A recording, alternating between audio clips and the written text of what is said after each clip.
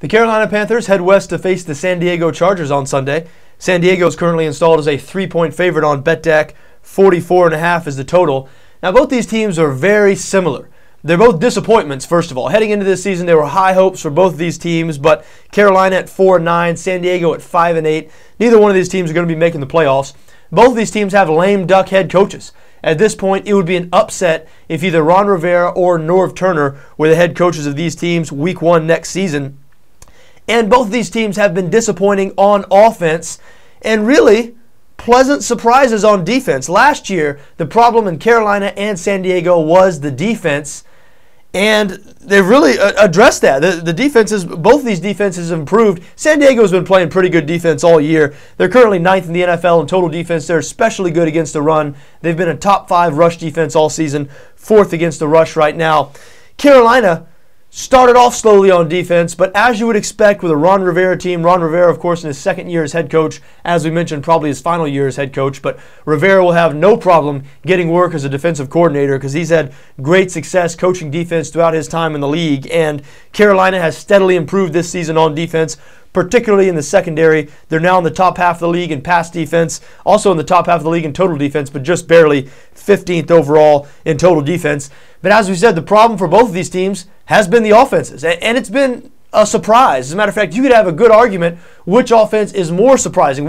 Which is it more surprising the offense has struggled? In Carolina, where they were a top 10 unit last year and they returned nearly everybody, including Cam Newton, who coming into this season, people were talking about like he was already an elite quarterback. The talk surrounding Cam Newton last year was very similar to the talk surrounding Robert Griffin III this year, except Newton had big turnover problems last year, has carried that on this year. He just turns the ball over too much to be a winning quarterback at this point in his career, and that's been a big reason for Carolina's slip on offense. But it hasn't been the only reason. For some reason, they haven't been as explosive in the passing game.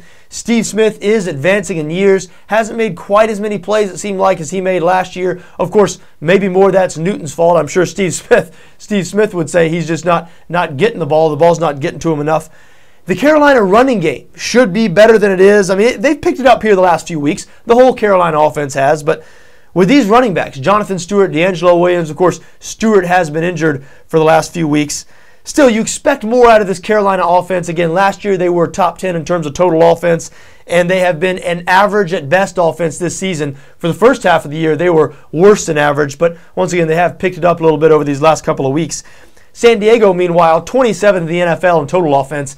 To me, it's even more surprising that the Chargers are really bad on offense than Carolina, because the Chargers have what you don't have very often in the NFL, and that is continuity. They've been playing in the same offense with the same quarterback, Phillip Rivers, playing in that Norv Turner system for several years now. And even though they've sustained some losses, when you look at this team now compared to 3 or 4 years ago, where they had LaDainian Tomlinson and Darren Sproles and Vincent Jackson, they had all kinds of weapons that are no longer there.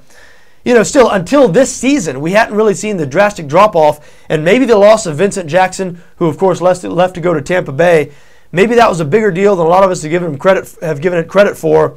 Denario Alexander has stepped up in the last few weeks and sort of taken over Jackson's role, but he's certainly a poor man's Vincent Jackson. And as we said, the San Diego offense, 27th in yards per game right now. They have not been able to get it done this season. But, another way that the Panthers and the Chargers are similar is, even though they're disappointments, they're both coming off of big wins last week. Carolina, a home win over the Atlanta Falcons, who coming into that game had the best record in the NFL. They were tied with Houston for the best record in the NFL at 11-1.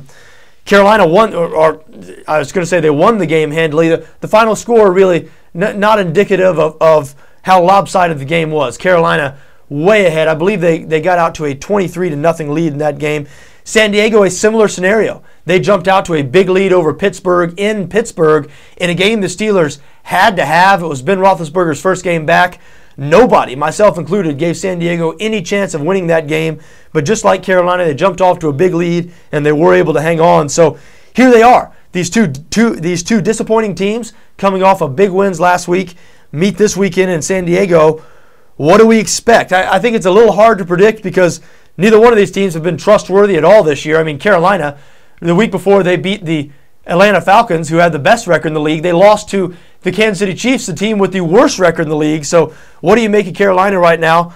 Same could be said about San Diego. This team has been consistently disappointing. That's why last week's result was such a shocker. You know, I look at this game, and for some reason I have a feeling the Carolina Panthers are going to be able to go pull out a road win here. For one thing, Carolina's been good on the road lately. Now, their loss to the Chiefs notwithstanding, we mentioned 2 weeks ago they lost to the Chiefs, who had the worst record in football. But Carolina 4-1 against the spread in their last 5 road games. And San Diego, uncharacteristically, has been very bad at home. Really, under Norv Turner, even though San Diego has had some disappointments under Norv Turner, they've been consistently pretty good at home. That has not been the case this season. 1-4 against the spread their last 5 home games. So a bad home team facing a team that has played well on the road could be a good spot for a Carolina play. But to tell you the truth, the bet I like a little more here is the under. 44.5 the total, as we mentioned. Talked about how both these offenses have been struggling.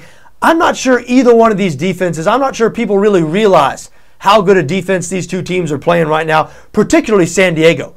For the last month and a half, really, the Chargers have been one of the best 6 or 7 defenses in the NFL, and Carolina has struggled to get out of their own way on offense a lot this season.